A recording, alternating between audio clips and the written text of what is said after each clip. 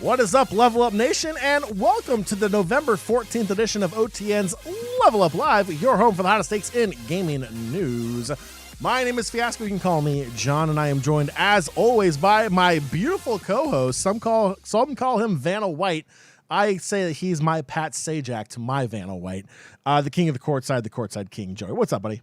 You know, it's always fun to predict what direction you're going to take that, and that definitely was not anywhere near my bingo card. That was completely new. You look great in high heels, though. That's all I have to say.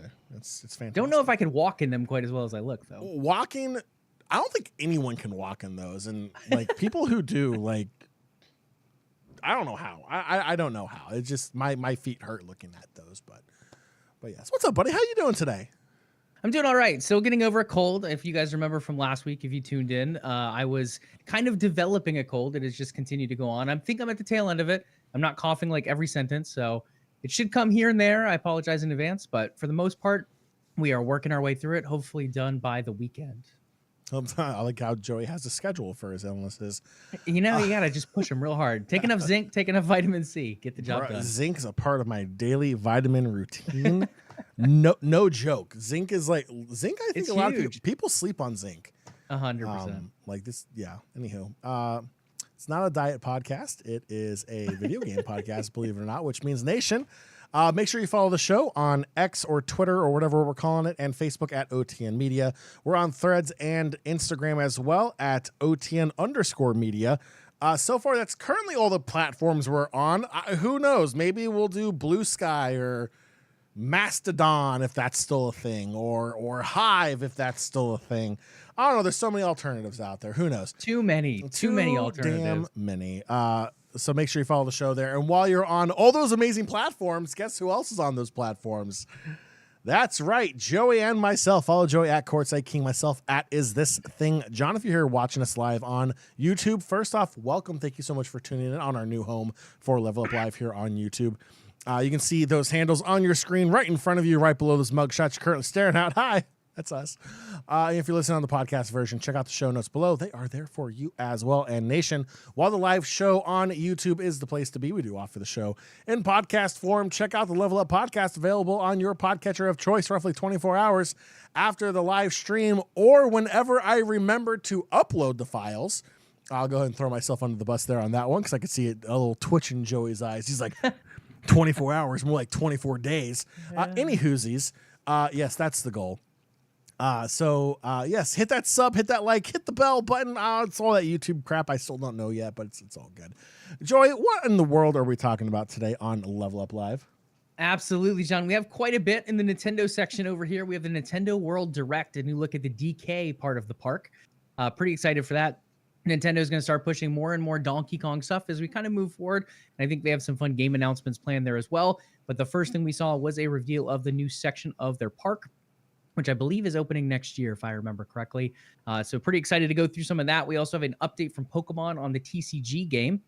A little bit of new cards being teased for a release later this year. On the PlayStation side of things, it's a little bit lighter in news this week, but we do have those PS Plus November games to go through for you guys. On the Xbox side, we have a strike currently happening with the ZeniMax union workers. We also got a game deep dive for Indiana Jones, as well as a new documentary for South of Midnight, another game set to come out in 2025. For the PC side of things, and a little bit of Xbox as well, obviously, with it now under their umbrella, we have the Warcraft Direct.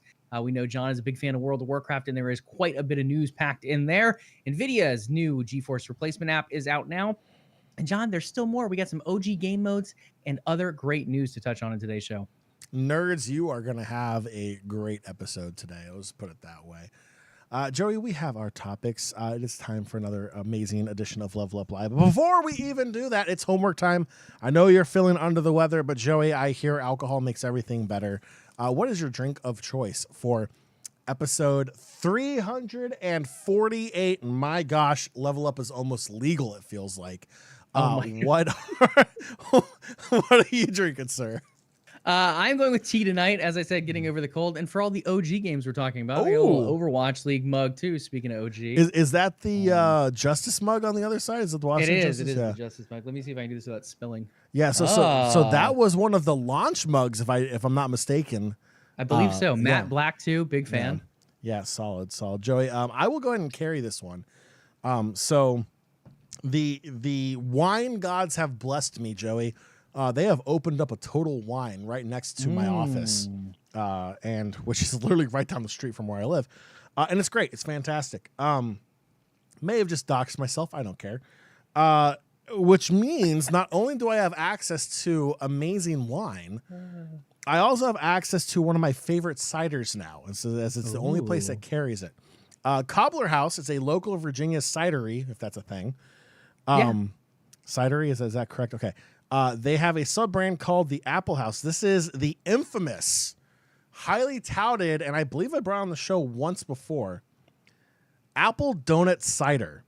Oh, This thing is liquid apple donut, like apple cider donut, if you will, with alcohol in a bottle. It's incredible.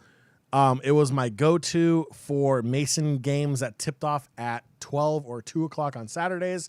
Hit up the brunch at the now closed Capitol Ale House in Fairfax before going over to Eagle Bank Arena for the game. This was on tap. And it was a beautiful, beautiful thing. And this the only place that sells it is Total Wine. So if you're here in the DMV area, I'm not even joking. This is 100% worth it. A 4-pack is about $15. So it's a little steep for 4, but it is freaking delicious. It is absolutely incredible. This is, to me, what Aslan is to Joey. So definitely check it out. It is absolutely fantastic. It is the best cider out there. Gluten-free for all my gluten-free and celiac friends out there. Yes. Just gets better and better. Yeah, even better. And it was kind of funny too. 170 calories a bottle. Then on top of it, you actually get 5 grams of your daily fiber. There's only 8 grams of sugar, which is shocking for a cider. And that's literally about it. There's nothing else in there other than that. Oh, sodium, 5 grams of sodium too. So really it's not that bad in comparison to some of the other crap out there. So, but yes, Joey, you have your hot tea, which does sound delicious.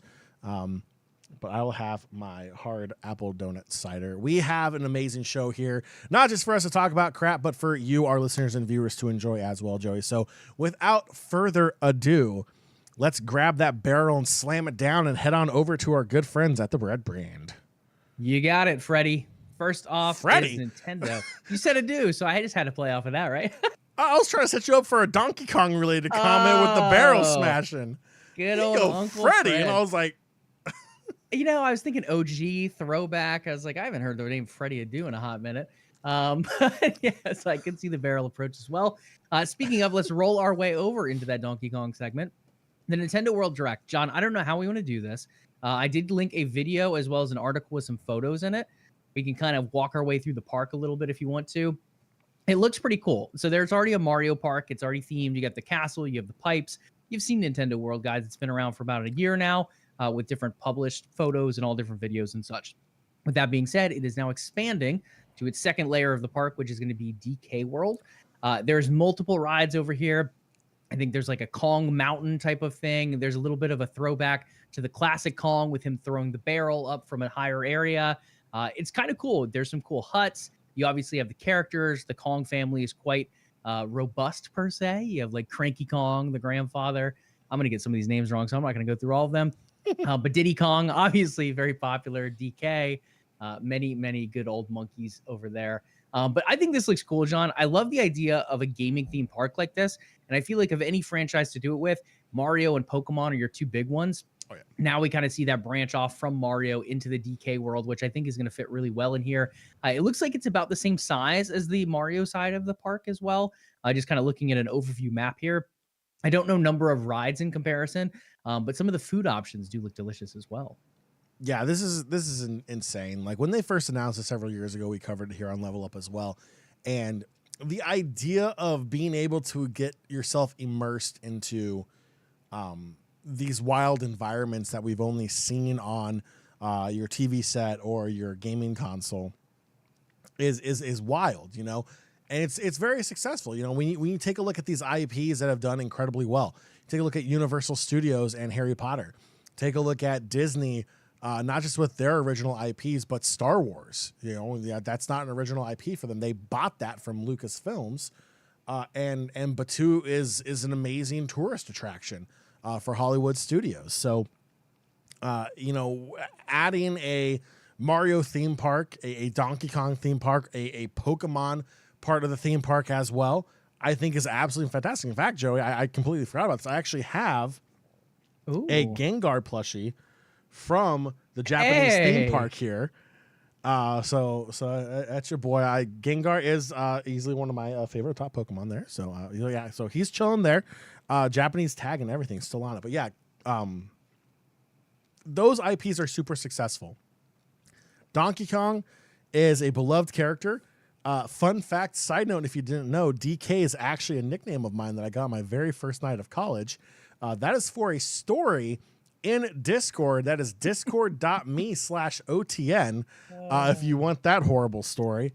But yes, I think this is great. DK's great. Diddy Kong's great. When DK made the appearance in the Mario movie that recently came out with Chris Pratt, a lot of people were super excited for that. So yeah, I think it's great. I think this is fantastic. And the best part is it looks incredible. If this was like, they went full banana, if they went half banana on this, because I wanted to say something else, it's a family friendly show. If they went half banana on this and it looked bad and it wasn't immersive, it would fail miserably. It really would, but it's incredible. And you can even see here on the video, they're using that same watch kind of technology that Disney has. So, I mean, there you go. You even get watches like that. Mario and Luigi got the Yoshi bracelet in there too, which is, you know, I get the Yoshi bracelet personally. But yeah, you can't beat this. This is a great way to immerse yourself into this universe that you may be a fan of. And DK is a beloved character as well. It looks incredible. I just can't wait for the one in Universal to open up. That's going to be super exciting. I definitely need to make a trip back down to Florida when hurricanes decide to stop trying to destroy it, and then go from there. But yeah, I think this looks great. I love this too. The artist detail on that ice cream where it's exploding out the top like the barrels do in the old classic. It's DK not going to look like that when you get it, Joey. We all know damn well. But it's still such a cool concept. I just love that they're going like such little details like that. Like you have the barrel and you make it look like an explosion. It's all that's the stuff that I think Nintendo does very well. It's just honing in on those little details that people are going to love. You also have the kart kind of track style ride, I believe, comes up a little bit later in here. Tons of monkey stuff from DK to his cousins, all available in the shop.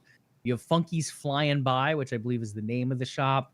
I think, let me see if I can find the ride. The Golden Banana from Tiki Tong is part of the story behind the ride in here. Yeah, it looks cool. It's like a little mini roller coaster is kind of the impression I'm getting. We don't kind of get to see the whole thing here. It's mostly screenshots and small video clips. A lot of that will probably be revealed a little bit later down the line. But at least for now, this looks pretty cool. I think they did a good job with Mario, at least from the early reviews I've heard. It's not like the biggest theme park, right? You're not going to Disney World. You're not going to Busch Gardens. It's not this full-fledged giant thing that's been around for a hot minute. It is newer. It does have limited rides. But it is one of those things that if you are going to take a trip down to one of these areas where a park like this is, you definitely want to take a day to spend some time there, especially as a classic Nintendo fan. And I have a feeling we'll just continue to see this grow, John. And if I had to put my money on it, I would say Legend of Zelda is probably a safe bet for what the next section of this park will end up being, just given how storied that franchise is as well. Yeah, and the one thing I've noticed about this, because I've watched a lot of these videos on this roller coaster, the track you currently see on your screen right now is 100% fake. That is not the actual track your cart is on. This roller coaster uses a vertical track that is literally right beneath it. So you have the track in front of you and there's a vertical track down here. And the best place to see this is when you get to the lift hill, right? So you come up to the lift hill and it's not a track you're going up. It's like a side of a pyramid, right? So you have these steps there in the middle that make you like you're going up, but you see there's that gap right there on your right side of your screen. That's because that is where the cart is connected to the actual physical track beneath it. You don't believe me? Makes sense. That's fine. Check out the YouTube videos. It's all over there. They're not going to show you in this video, but that's what it is. There's a part where you jump the track, right? You're not actually jumping the track. You're still on a track, but visually, if you're looking at the track in front of you, it makes you look like you're jumping the track. So it's cool. It's a different take. I'm curious to see how long these cars hold up on a vertical track like that. I can't think off the top of my head. I do love me some roller coasters. I can't think of any other roller coaster in the world that utilizes a system like this. It's usually a flat track, and then it's like vertical on the sides for the seating area. This is very unique, which makes me question a little bit its ability to stay up in terms of being active without breaking down and having issues going forward, because that's a lot of weight on a vertical track for those cars that are essentially off-centered from the track. So it's very interesting. And I think that's the biggest question mark, is how well this ride's going to stay up and be well maintained, and see if it breaks down as much. Yeah, I mean, that's an interesting point, especially if it is as innovative as it sounds. Yeah. It really hasn't been super tested as of yet. So hopefully Nintendo has some good engineers on this one and it doesn't break down mid-ride early on in its life cycle. But overall, we do get to see a little bit of this ride. Oh, just a tiny teaser is all they give us. Yeah, I'm trying to get back to right. So yeah, so you can kind of see it on your screen. It's not really that great. Yeah, but it's right there in the middle. The red bar and our graphics are kind of covering up a little bit, but you can kind of see it looks like a track from the N64 Donkey Kong games. If you've ever been on a minecart in those games, if you remember that, that's what it actually looks like. But off to the side, I'm gonna see if I can find an actual image that I can show here on screen, because this is really super cool. And it's super unique, and I really want our viewers to see this. There's a horrible drawing from a website that shall not be named. Here we go. Here is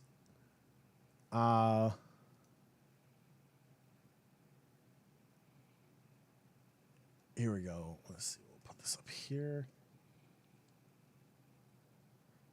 All right. Here you go. Here's the image of what the track is.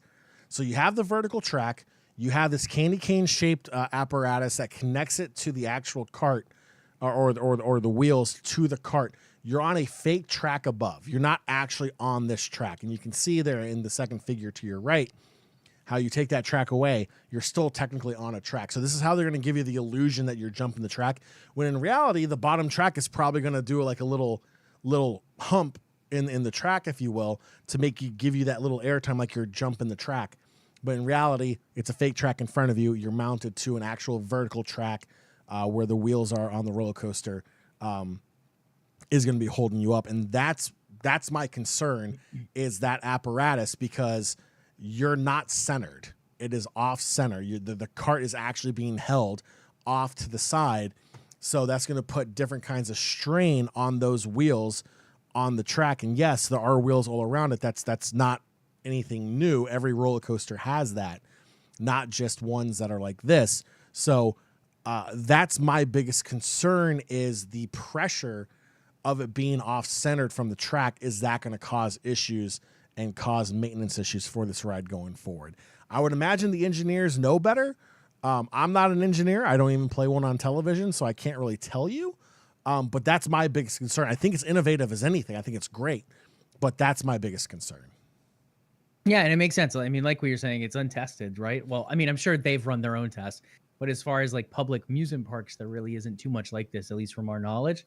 So we'll be curious to see how that goes. And I think, like you said, the wear and tear is the big thing, right? With the arm. Here we go. In fact, if you're going to be jumping that up, and maybe, I don't know, like I think part of it as well is going to be the visual illusion of it. So maybe they don't really have to move it up as far as we think they do to actually get that feeling because of the visuals. Oh, it is double arm too. That helps a little bit. Yeah, that makes it a little bit different, right? So you have a double arm on this one. But still, my concern is that you are off center. But that apparatus looks a lot heavier of duty, if you will, than the one in the figure that we just saw. So I mean, that one looks like it's going to be a little bit more sturdy going forward. And then you can kind of see here. See if it'll let me zoom in. It really doesn't want me to. So you kind of see there in the middle of your screen how there's like that track brake. It's a fake track brake, right? So you have the actual track off to the side of the track. So right now you can see the cart going up there, going from your right to your left. Or is it? It's probably left to right. So it's going to your right on your screen right now if you're watching with us here on YouTube. And they'll give you the fake mimic of you jumping the track. So I don't know. It's cool. It's innovative. It's really fun. I think anyone would have a good time on it. The idea of it is really cool.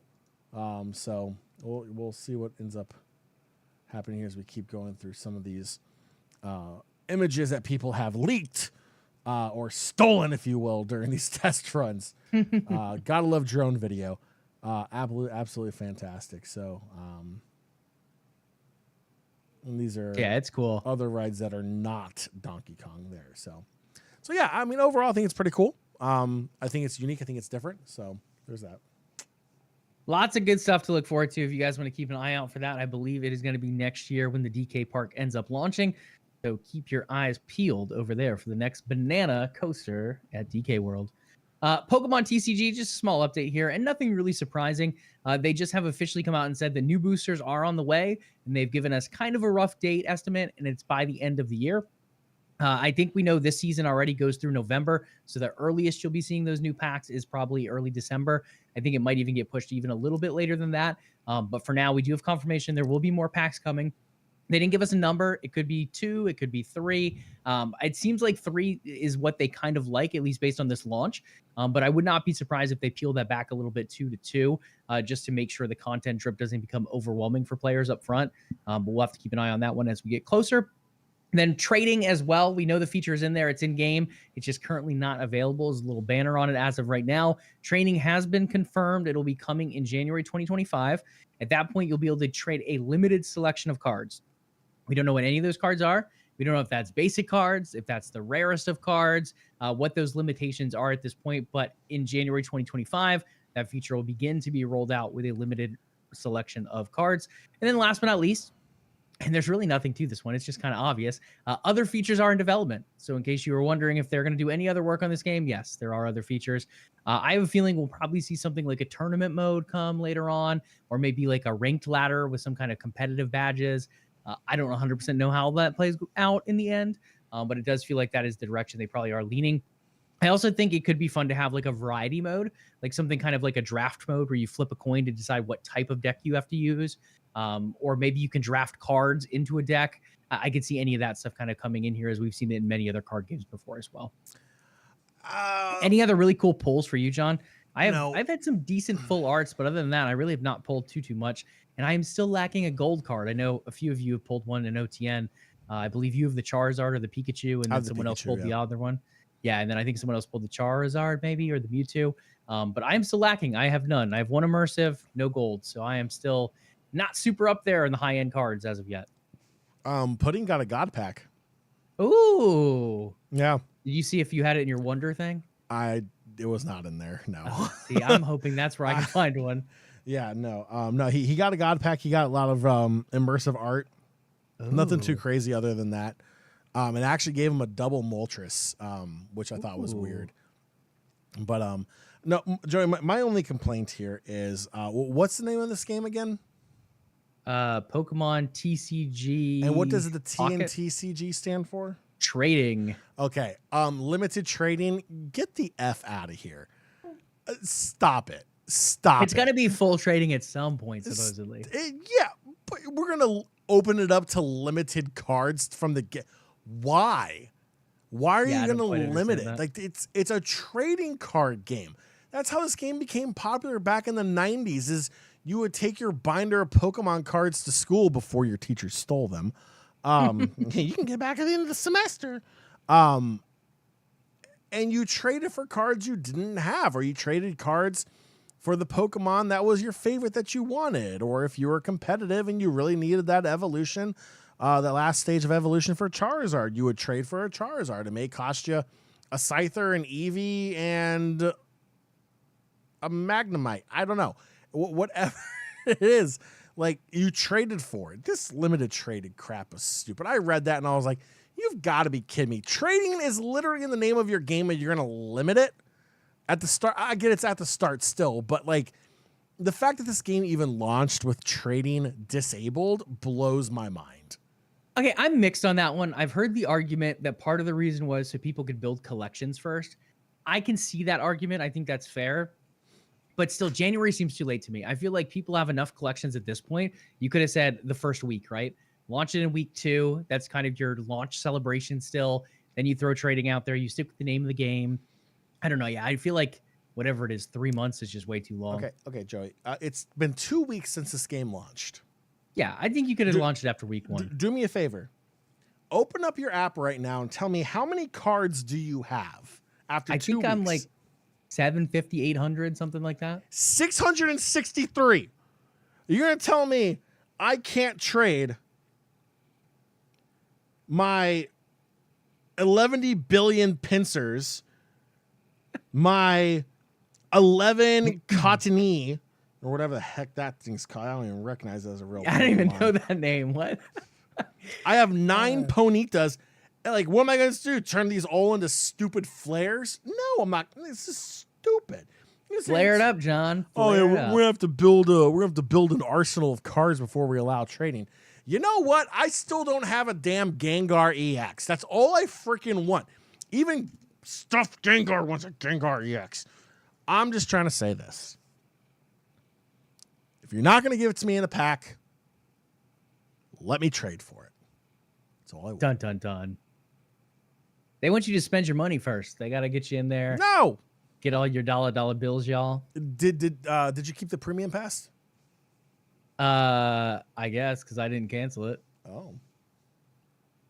I didn't get like notification or anything though. No, it's not going to give you a notification. I set a calendar reminder.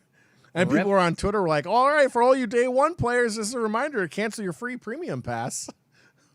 I don't know if I did it on day 1 or not. Well, I guess we'll find out later, huh? Dun, dun, dun. Anyway, that's Pokemon DCG. New cards coming December. Trading features in a limited fashion coming January 2025. Next up, John, let's head to PlayStation and keep it moving here because we know that Warcraft Direct is going to take up a hot minute on today's show. PlayStation Plus is just about all we have here in PlayStation this week. They have some updates on some of those games you'll be seeing in the Plus Extra and Premium game catalog. You've Grand Theft Auto 5 coming for PS4 and PS5, Dying Light 2 Stay Human, Like a Dragon Ishin, MotoGP 24, The Sims 4 Island Living. It's going to be an add-on only for the PS4 edition. Digimon Survive, Overcooked All You Can Eat. Overcooked is great. If you guys haven't played it, highly recommend. Fun little co-op multiplayer game. Stick Fight the Game. We have Clash Artifacts of Chaos, Killer Frequency, Hungry Shark World, Chivalry 2. And then for PlayStation Plus Premium, you get a few more extras here. Synapse for PSVR 2, Blood Omen Legacy of Kain, Blood Omen 2, Resistance Fall of Man. Ooh, that's a classic one, I think. Resistance 2, and that will be it. So a nice little assortment there. I think I read off like 10 to 15 games. All of those coming here as part of your PlayStation Plus membership. Depending on the tier, you get different games in there. But if you are in those higher tiers, you get all of those games included.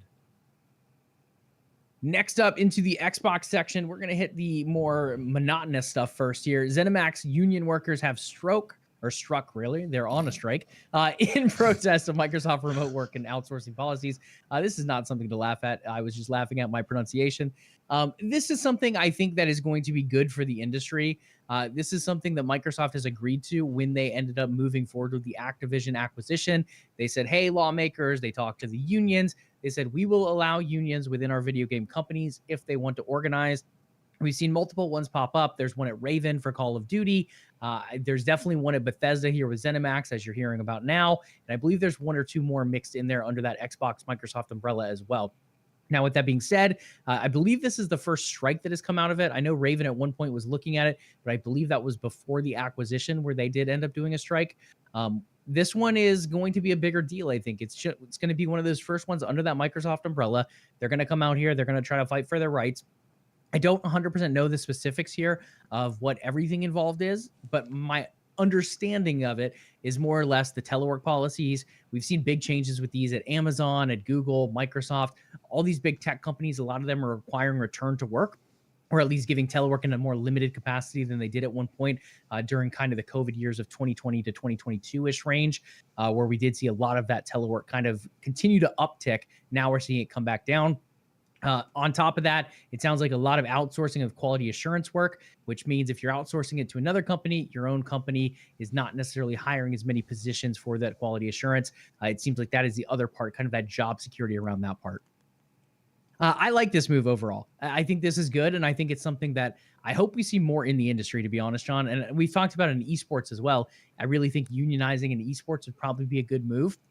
But overall, when it comes to gaming, especially quality assurance workers, a lot of those guys are working absurd amount of hours. We're talking like 12 to 18 hours a day, lots of time looking at a screen, sitting down, being kind of stationary per se. It's not exactly great for your health. And a lot of these guys are putting forward the effort of doing this many, many long days, long nights in those same positions. So I 100% get wanting to have more things, especially benefits, maybe higher pay, maybe more job security. It seems like this is kind of the direction they're pushing here. And I am curious to see what Microsoft responds with. Anything else to say about the union strike going on here at ZeniMax? Nope. Okay. We'll stay tuned for that one, guys. If we get any updates, we will let you know. Next up is a look at Indiana Jones gameplay and a deep dive of that. We're not going to play the whole video here, but we can play a little bit of a clip of it. John, this is growing on me. I will say, I'll be honest, the whip is still a little weird to me in the first-person view, but I do like the idea of the puzzles, and they've definitely grown on me. The idea of kind of going into these like hidden temple areas, similar to what you see in an Uncharted, Indiana Jones movies, Lara Croft with Tomb Raider. You're in this area where there's so many different traps. And I think playing it in third person, you have the perspective of, oh, I can kind of peek around this corner. Oh, I can kind of see that panel a little easier. In first person, you really have to make yourself look around. You have so much more focus and so many ways of tripping things without noticing in a first person's perspective.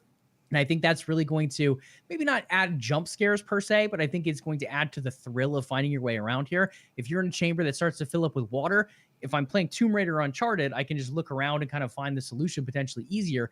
In Indiana Jones, with that more zoomed in field of view and that first person perspective, I feel like it's going to be a lot more difficult to find your way out of these chambers, to kind of react quickly before you end up getting stuck in there filled up with water. So I do like that. I think the prospect of that is going to be something that grows on me as a puzzle player. But overall, I think what we saw here as far as the voice acting, as far as some of the puzzle mechanics, some of the combat, especially the fist combat, the fist-to-fist stuff looks well thought out. It almost feels a little bit like a mini boxing game in a sense. So I am curious to see how this does play. And speaking of, I did see you playing Wolfenstein a little bit earlier this week. This is made by the same developers, and it looks like some of the similarities there as well. Which Wolfenstein was I playing? Oh, that I don't know, but I did see an achievement pop up on your profile. Yeah, so it's funny because I was actually talking with some people about Wolfenstein 3D back in the day. And I was telling them about how episode 4 you get to go up against Mecha Hitler with Hitler in a robo uniform with outfit with like 4 Gatling guns. And it's like, and again, Wolfenstein 3D is one of the first, what is, I believe, the first person shooter out there, followed by Doom, but I think 2 months later. So that was one of the first 2-stage boss fights, right? Like you had to get him out of the mecha suit, and then you had to kill him in stage 2. And Joey, I was telling the people that I was streaming this for that all these years later, it is still a very difficult boss fight because the amount of damage that they do to you in the matter of seconds is enough to kill you. But it takes almost 800 rounds of ammunition to bring him down out of stage 2 and another 300 into stage 2 to finish the fight. To the end, yeah. It's tough. And like you don't have the ability to strafe sideways, right? That wasn't something that was coded in that day. So, but Oh, yeah, that's got to be difficult as heck. it is. And also you can speed up by moving your mouse forward and go backwards fast by moving your mouse physically backwards, not just Oh, moving it interesting. side to side to aim your gun. And when you die, you start over with just a pistol and a knife and 8 rounds of ammunition. So if you die in later rounds and all you have is a pistol and a knife, and you're going up against the Gestapo with a machine gun, it Yikes. takes 7 rounds to kill them. You got 1 to spare. You better hope they all land. So it's nutty. It's a very insane game. I switched over to New Order, started playing that as well. It's a fun game. I'm a big fan of the Wolfenstein games. The story, I just wish it wasn't so like occultish or anything like that. But yeah, no, I'm glad to see the developers making this game as well. First person, weird. Who would have thought? And again, you know, we live life in first person, so who would have thought a whip in first person is so controversial? But leave it to the video game community to argue about blades of grass and first person whipping. So there you go. It is interesting though. I mean, it's just, I don't know. It just looks a little weird to me still. I haven't grown used to it. So that is one. I can't agree on the blades of grass thing, but the whip is still a little weird looking to me. I also like the camera aspect of this. I think this is a really cool thing. We praised Starfield for kind of the new game plus. Now they kind of got innovative with that. Mm-hmm. Maybe this is a thing in other games, but I don't recall it. You can pull the camera out for hints. So it's like taking pictures of like monuments and things. We'll add in different commentary from say like the director or like historical context, or it'll give you hints like, hey, Indy, maybe look this direction. It's just very interesting of a way to kind of throw, not necessarily a tutorial, but to throw historical facts and tips and things like that into the mix. Also, they show the Vatican in here.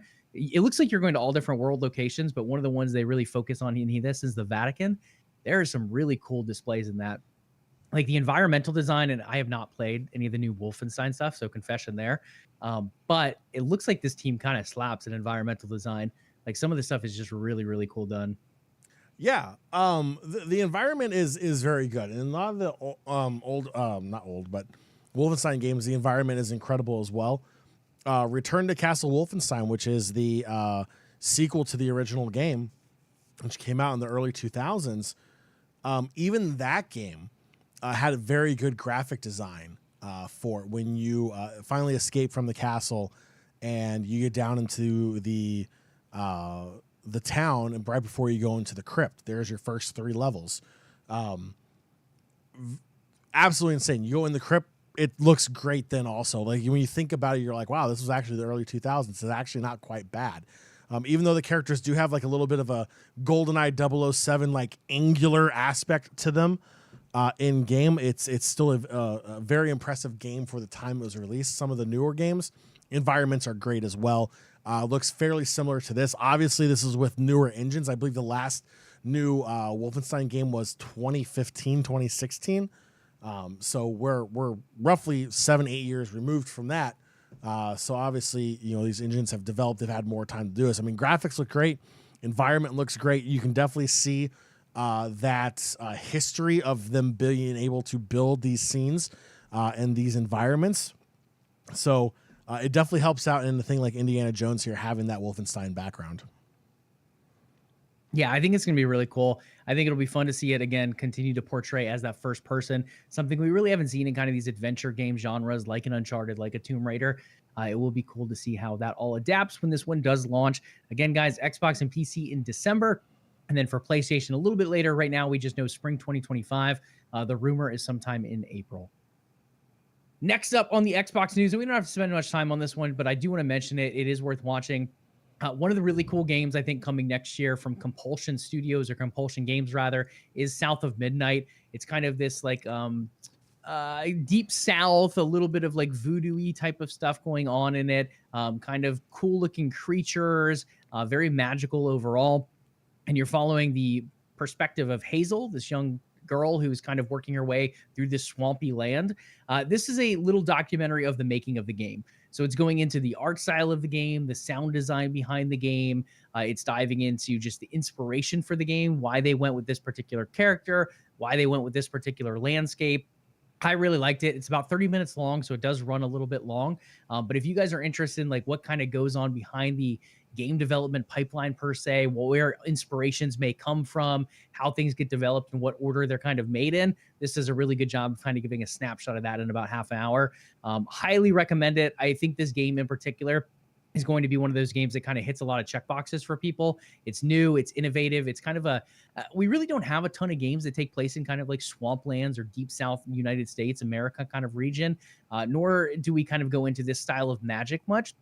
I think it's going to be interesting to see how they kind of blend it all together into this cool game behind a really cool heroine, at least from what we've seen so far in Hazel. So pretty excited for this one. Again, we don't have a full date on it, but it should be coming out in 2025, and you guys can check out that development documentary now. Next up is the coveted Warcraft Direct, John. I believe this was the 30th anniversary for Warcraft, and they have filled us up with plenty of goodness over there at Blizzard, from game crossovers to new game releases. There is quite a bit hitting both World of Warcraft, the main game, Warcraft Classic. You have Hearthstone also getting its first little crossover. That one's going to involve StarCraft, which I love. I think this is a really cool idea to continue to expand Hearthstone. We've seen a lot of other games kind of jump up recently. Marvel Snap being one of those, obviously Pokemon TCG that we talked about a little bit earlier. Lorcana, Magic continues to do its amazing things, both as a card game and a digital card game. Adding in Heroes of the Storm, I think Heroes of StarCraft rather, with Zerg, Protoss, and Terran characters and units and cards, I think is going to be a really fun little mix here for Hearthstone. I may actually re-download Hearthstone for that. I'm like kind of tempted to too. Yeah, I'm not gonna lie. I do love me some StarCraft. I mean, I make no hidden fact about that. Love me some StarCraft. Yeah, it's kind of cool. So some of your classes here, the Zerg are going to be the Death Knight, Demon Hunter, Hunter, and Warlock. The Protoss will include the Droid, Mage, Priest, and Rogue.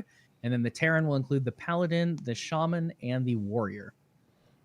So really cool stuff there. And the Sniper who can launch a nuke. Yeah, there you go, right? It must construct additional pylons. Good. If there's a pylon mechanic, I might have to need more Vespian gas. That would be hella annoying. We also got to look at the reintroduction of the Warcraft Battle Chest for those classic RTS players who maybe you didn't go down the StarCraft side, but you went down the more Warcraft side of things. We do have the Remastered 2, and Reforged 3 Warcraft bundle here, all kind of coming out as remastered games. I think we hit on it last week, John. We had little teasers of possibly Warcraft 2 being remastered. Well, they said, why stop with Warcraft 2? We'll do the original and Warcraft 3 as well. All of those together in this new little Battle Chest bundle. I do not have the price here, but I can try to pull it up for you guys. It is the Warcraft Remastered bundle at $40 is going to be the price there for all three games. Not bad for those games at all. Oh, actually, it includes other stuff too. So it's those three games plus Warcraft Orcs and Humans. I don't know if that's another game or an expansion. And then Warcraft 2 Battle.net edition. So it's 5 total supposedly in here. Very cool. And you guys can go investigate for yourselves if Warcraft 2 includes ship combat, like we kind of debated on last week's podcast, as neither one of us knew. Good times. It's been a hot minute. Indeed. It has definitely been a hot minute. There's also a teaser for some other Hearthstone expansions here. Into the Emerald Dream, the Shroud City, and the Heroes of Time will be your 32, 33, and 34.0 expansions as you get later on into the year. Moving on into the next, celebrating 1 year of Warcraft Rumble. John, confession, I did not know Warcraft Rumble was still around. I had a feeling that was going to be kind of put to bed here at some point, but it is still here. And on top of that, it will be expanding to rumble your way onto the PC. So if you guys want to continue your Warcraft Rumble collection, which I think is still downloaded on my phone, but hasn't been launched in a hot minute. Here. Yeah, I'm curious to see what all has been added before I go into a coughing fit here. But yes, it's on your PC. So now if you want to play on a bigger screen, you want to sit down and play at a desk instead of just holding your little phone as you play your way through. Some of these very hard Warcraft levels, by the way. Good Lord, that difficulty ramped up that game pretty freaking heavily toward the end. But those are now available on PC. Oh, and the date for that, the PC beta will be December 10th, 2024. Let's head into World of Warcraft, celebrating 20 years of adventure in Azeroth, rather. John, we have I believe this is their, like, what's the name of this thing? The little crossover pet thing. It benefits something, and I don't remember what it benefits, and I can't find it in this article, so I'm singing a song instead. But it is this really cute little fox with a hat on it. Absolutely adorable, coming to WoW Classic. Inspired by the incredible story captured in The Remarkable Life of Ibelin documentary about Mats Ibelin Steen. I don't know if I'm pronouncing that right, but I hope I am. It's now live on Netflix. He was a Norwegian WoW player who suffered from I'm going to go with Duquesne, muscular dystrophy. You can add the Revan pack to your collection and support Cure Duquesne, a nonprofit organization dedicated to improving and extending the lives of those affected by this disease. So really good cause there, and a really adorable pet. That is a cute little pet. It looks like a little detective, like Fox or Lion or something. I think it's Fox. It's a fox. Yeah, absolutely adorable. Season of Discovery. Currently in Season of Discovery, players are exploring new adventures with new class abilities, all new level up raids, finding secrets, and teaming up to defeat Ragnaros and Nefarian. It won't be long until everyone can join the war effort and open the gates of, I'm not even going to try to pronounce that, where they'll get to plunder the depths for new rewards and face new challenges. So after that, the Season of Discovery can look to one more phase in which they'll face the dangers of Nox Ramus, along with new instance content, including the Scarlet Crusade, as well as adventures in Deathwind Pass. Encourage? You don't want to pronounce that? Is that what that is? Yeah, Encourage. It's one of I the... would have never... I would have one never of the new gotten that. zones. I would have not got that. That Q really would have thrown me off. I would have not got the courage. Encourage. I did not have the courage to say that out loud. Well, Nation, now we'll do it for tonight's episode. I'm going to go jump off a bridge real quick. You gotta love it. Revisit the Mists of Pandaria. That will be next up. They're planning to announce Mists of Pandaria Classic will be arriving in summer 2025, taking players back to the shores of Pandaria. Fun fact, this was my first character in WoW. I had this nice little panda monk thing. Or no, that was my second. I think I did a druid first. But either way, I was having some good BBQ over in the Pandaren section. Big fan of that. John was making fun of me for my BBQ times, but I was making fun of your accent that you were making while you were playing your character. That's sometimes I get a little too into my character. I'm sure I was on a role play server. You guys know he was not. He was not on a role play server. Ay. What a mess, I tell you. What a mess. Relive the WoW Classic experience with all new fresh realms in WoW Classic 20th Anniversary Edition, arriving November 1st, or 21st, rather, just a couple, or that's like 1 week away. It's exactly 7 days, in fact. We're recording on November 14th. You can join players on a whole new journey to level 60 with the first raid dungeon, Molten Core, becoming available a few weeks after launch. So lots of good stuff there. If you were playing WoW Classic, it sounds like you have some many pieces of new content and a new Mists of Pandaria expansion to look forward to in the months and year ahead. World of Warcraft, The War Within. John, this is time for you to shine, baby. The first chapter of the World Soul Saga kicked off in August with the launch of The War Within, bringing with it a myriad of new experiences. So we got to look at a few more to come later on. First up is Siren Isle. Tell us about Siren Isle. Yes, it's going to be a new zone, which feels a little weird. Generally, if there's a new zone, there's a whole bunch of other content that comes out with it. But we're not really sure what's going to happen here. We know there's going to be a quest line that kind of wraps up the whole thing with Dalaran crashing down after Xal'atath's attack. We know that Kirin Tor is going to have kind of like a quest line epilogue with them as well. But we have no clue what it is. We have no idea what's going to happen with it. I don't even think it's on the PTR at the moment. Well, actually, no, the PTR goes live with this update next month, it looks like. So that's interesting. Plunderstorm, which is an in-game game that launched last year. That's kind of like a battle royale. Fun fact, not a fan of it at all. So I'll probably be skipping that one. But if you enjoyed Plunderstorm, well, guess what? It's coming back for a limited time again. So we'll see what those changes are. But yeah, that's really cool. And then for those people that love lore like myself, there's going to be a new short story that comes out that explores the story behind some of the scenes that we've seen in The War Within so far. Explains a little bit more of the background about these new areas that we discovered once Dalaran came crashing down. The new dwarf race, when we go underground, some of the new races that we learned and discovered, and obviously the story going on that led us to our first raid, which again is, kudos to Blizzard and the raid design team. That raid was absolutely fantastic. Big fan of that. But I'm also a big fan of some of these other changes or new things that they're going to be introducing into the game as well. The Undermine is coming up as well. That'll be following the release of the Siren Isle. And this is the capital of the Goblin Trade Empire. So this is kind of cool. Again, not too much known about it as of yet. But it's going to be a super goblin heavy zone, which means I will not be enjoying it because I can't stand goblins. I just think we're not going to go there. But it's going to be very interesting, right? It's going to be our first real deep dive into, this goblin mecha city, if you will, where we get to see goblin architecture, get to see goblin city life, kind of like how things are run versus, this, goblin thing where it's like you're in this like makeshift town by the sea or something like that. Like we actually get to see more about this race in game. So that's going to be really exciting to see what happens when we get to the Undermine, but that's still a little bit away down the road. With that is going to come a new dungeon, Operation Floodgate, which is going to be really interesting. And the best part is, Joey, that will be coming with a new raid as well, Liberation of Undermine. It's going to be an 8-boss raid, which means, yes, Race to World First is probably going to be making a comeback for this new raid as well. The last one was absolutely exciting once Mythic Raid came out, which is roughly, I believe, 4 weeks after the raid was originally launched. So again, we are still a little bit of ways away from this, but this is exciting. It's going to be really, really cool. 8 bosses through the streets of the city.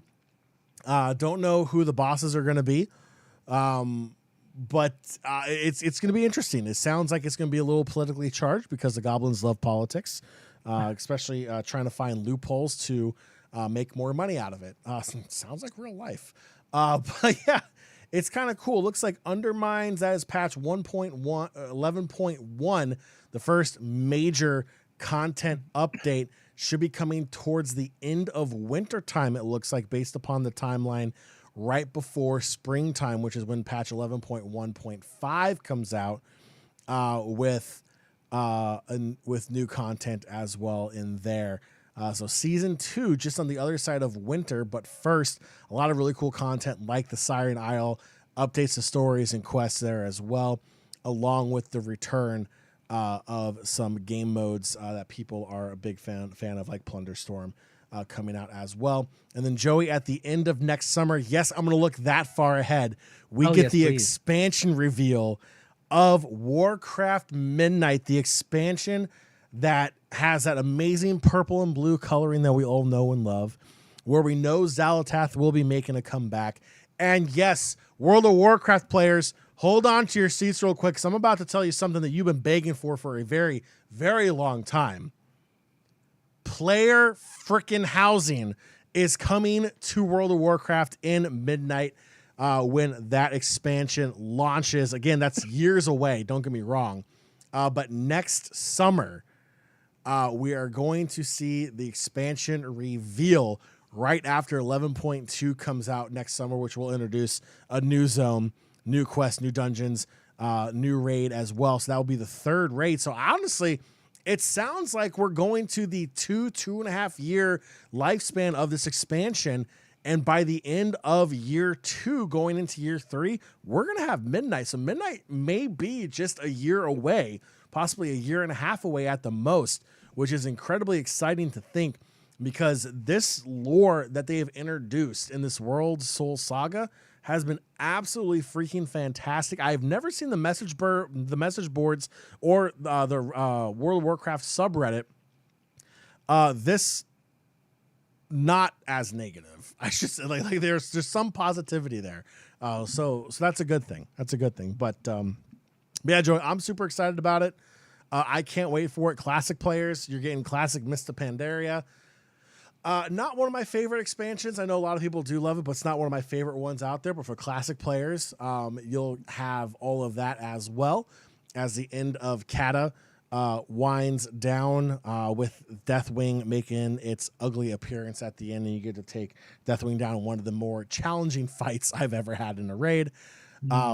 And then, yeah, so it's going to be exciting. There's a lot of really cool stuff they're doing, not just right now in the War Within, not now just for the 20th anniversary of the World of Warcraft, but overall, this is a really, really good time if you've ever wanted to jump into this game. I believe the free trial is now level 1 to 30. So you get I mean, granted, leveling is really quick now, but you get a good chunk of the content now. You can easily get caught up, and if it's something you enjoy, you buy The War Within and you hit the ground running, and it is absolutely incredible. You'll enjoy it. I love the new delve system. The raid's great. The dungeons are great. There's only one dungeon I'm not a huge fan of, but that's for another time. But yeah, it's been absolutely fantastic. Dragonflight was great. This is even better. Yeah, really, really good stuff to look forward to. Not to spend a ton more time on it, but John, I feel like players have been asking for player housing for so long. That has to be one of the top features. Huge. Yeah. In fact, when you look at the graphic, it's the very first thing up there. Like, they don't even talk about 11.1. They don't talk about 11.2. They're like, midnight player housing is coming. Let me see if I can find that graphic. It's absolutely hilarious. But yeah, and that's the thing, right? Like, if you're a mage, and this is the thing, right? You do the mage Legion quest line, you actually get access to this apartment penthouse, which was the house of a famous wizard or famous mage, if you will. You get access to that, and it's fully decorated as like a studio apartment, if you will. But only mages have access to it. So for a lot of mages, we utilize that tower in Dalaran in the Broken Isles as our player housing, if you will. But granted, it wasn't truly our own player housing because it wasn't our own instance of that house. But I've never run into another person in there. So that's kind of cool. But yeah, it'll be interesting to see what they do with player housing, like if that will help with like rest XP or with like maybe repairs, or maybe if they'll give you like portals in there to really kind of make it your own hub. But it'll be very interesting to see how that's executed. But yes, it is something. It's been a feature that we have been asking for a very, very, very, very long time. Star Wars, the Old Republic even has it, but World of Warcraft doesn't. That's a little weird. Well, and Final Fantasy, right, is the big one where Final a lot Fantasy of is the people big love one. it, I feel like. Yeah. So yeah. So I don't know. I'm curious. I feel like now that they're adding it, they have to do it right? You can't just go in there and kind of half-ass it per se. You really got to go in there, give the ability to kind of decorate it the way you want. Maybe that's changing skins up, changing layouts, placing furniture.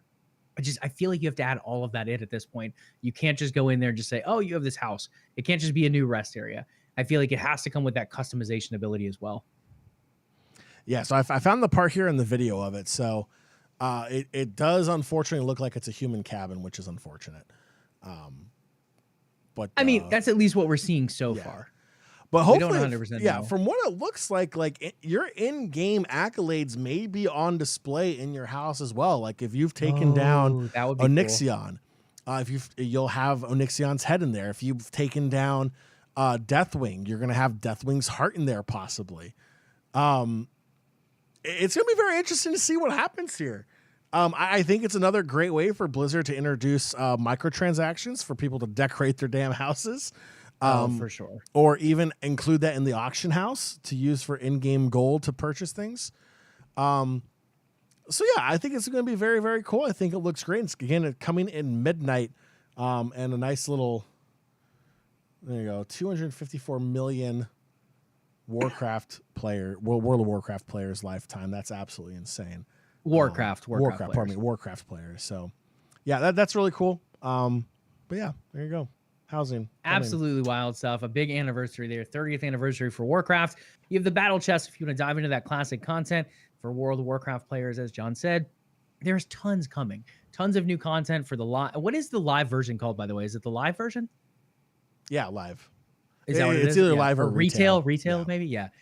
So that classic, lots of good stuff across the board. Hearthstone getting a nice update. StarCraft in and of itself did not, but it's not necessarily a Warcraft franchise, but it is getting some love coming over, making its way into Hearthstone as well. So lots of great Blizzard goodness, especially on the Warcraft side there. And still, it's not even the end of the year. There's still more to look forward to. As John mentioned, there's other patches still to come, as well as that bigger one coming toward the end of winter 2024-25, depending on when Blizzard judges the end of winter to be. But for all we know, winter is coming, at least for now. Multi-platform general gaming news. Just a couple things to mention here before we wrap up today's show. We'll slide over there with Embracer Group. They have divested EasyBrain, mostly known for puzzle games like Sudoku.com.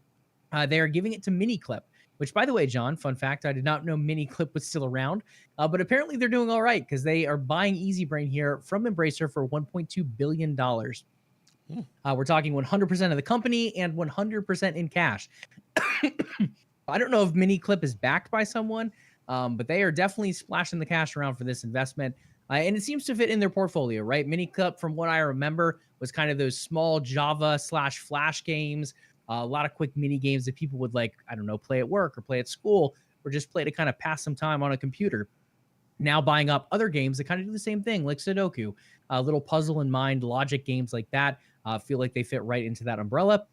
But I think the biggest surprise here for me is not necessarily Embracer getting rid of more companies under them, not necessarily another company being acquired, but the fact that MiniClip is acquiring it for almost $2 billion, or 1.2 billion rather.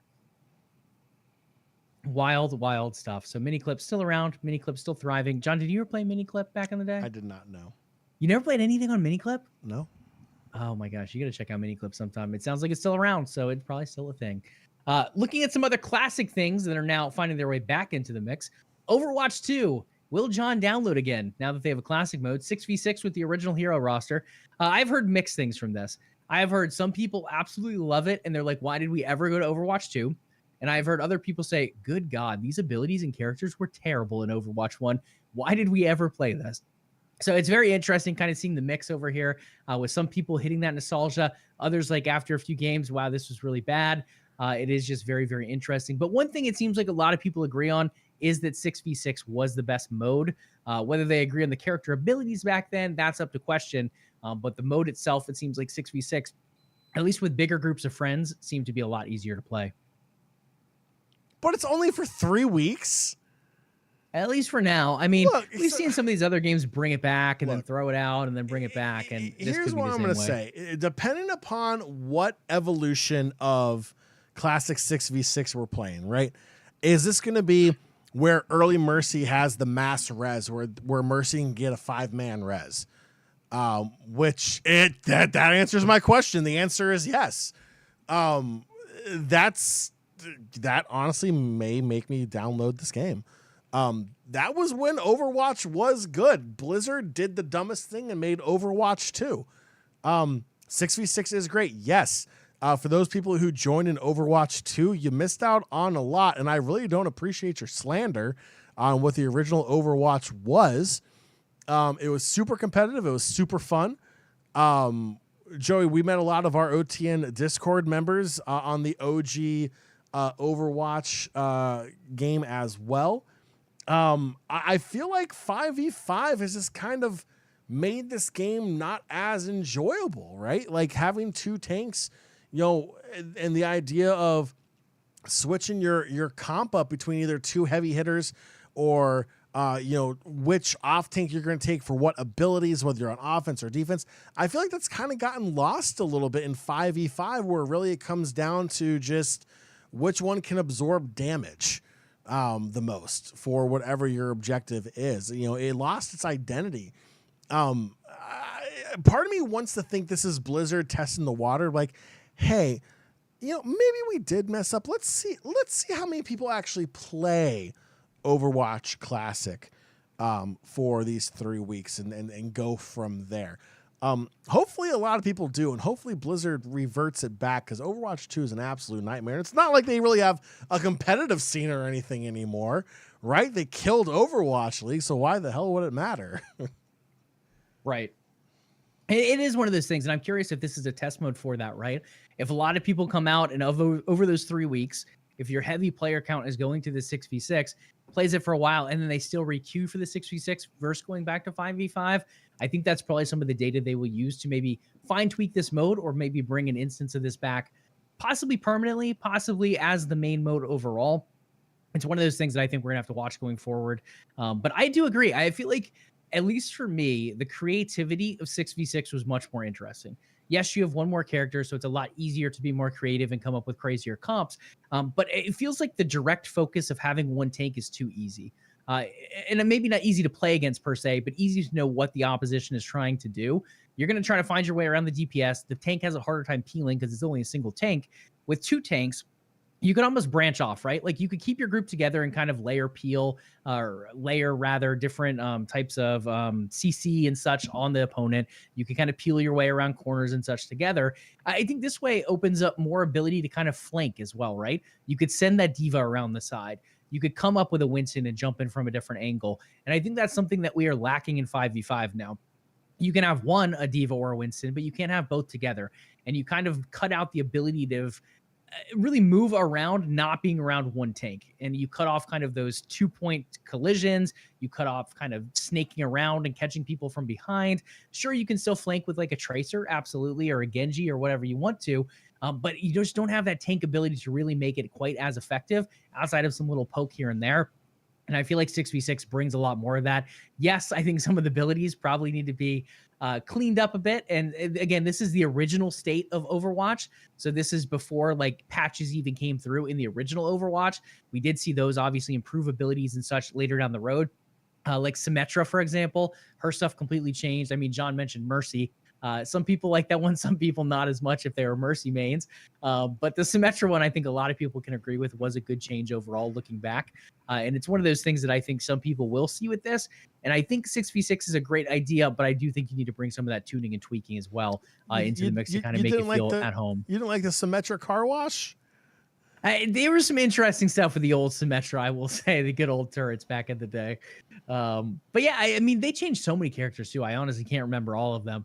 I know Mercy and Symmetra were definitely two of the bigger ones that got changed, though.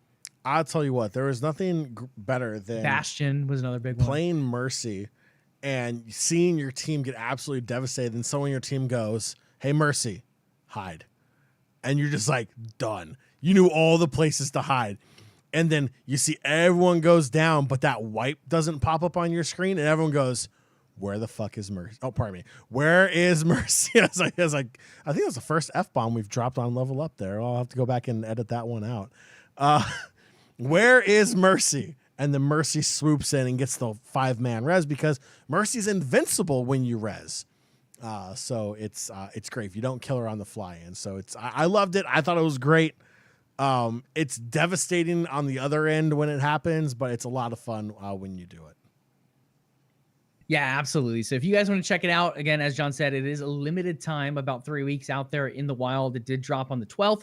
So still plenty of time to play there if you want to dive into Overwatch Classic. And that is not the only Classic mode coming back here. We also have Fortnite OG coming back, and it is back to stay this time for the Fortnite players. It will be dropping from the Battle Bus on December 6th. You guys can drop into that one, play through the old OG map with Tilted Towers, collect OG loot, and relive the OG seasons once again. I know a lot of people say everyone bringing back these classic modes goes back to Fortnite, and Fortnite is the king of this, and everyone's copying Fortnite. I will say, guys, World of Warcraft, I think, was actually the first one to bring back Classic, if I remember correctly. I could be wrong, but I believe that credit actually goes over to them, bringing back that, working the way through those original World of Warcraft expansions as well. Don't quote me on that, but do some research before you say it is all Fortnite. Battle Royale, I will give Fortnite credit for. They weren't the first. I think H1Z1 was, but a lot of people did copy the success of Fortnite for that Battle Royale mode overall. Last but not least, John, as far as gameplay goes, we have an Arc Raiders gameplay reveal trailer. We can briefly show a little bit of this one on stream. I know this was a game quite a few people were hyped from Embark Studios. It is a multiplayer extraction adventure set in a distant future Earth. We got a close look at gameplay here this week from Arc Raiders. You can find them on YouTube. They captured during the last tech test last month. They follow a squad of 3 raiders as they venture above ground on a quest in the buried city.